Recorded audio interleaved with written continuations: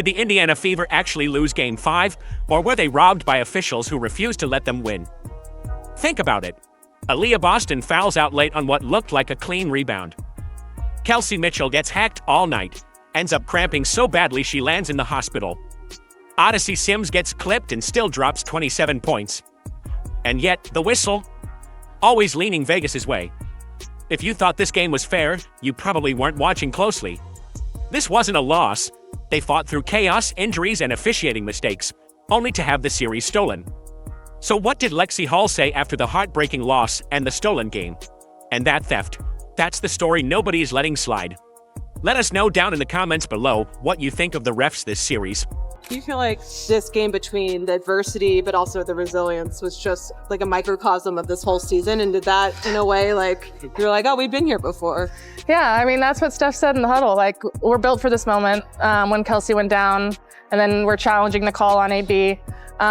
We've been here before, so it's just so unlucky, so crazy that had to happen tonight. What if the biggest opponent the Fever faced wasn't the two-time champs, but the referee crew with their whistle? That's how the entire series started to feel, because from Game 1 on, there was a pattern that fans couldn't ignore.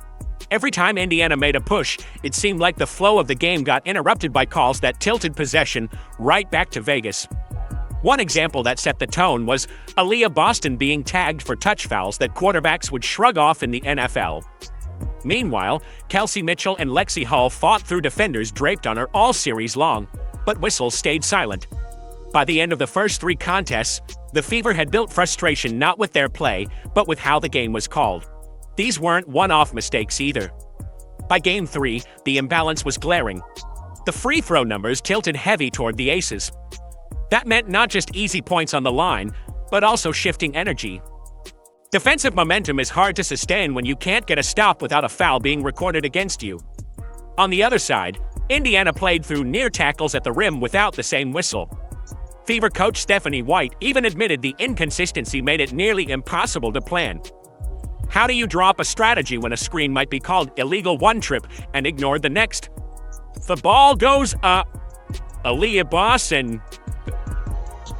I don't think that's a foul. TDM. And we lose.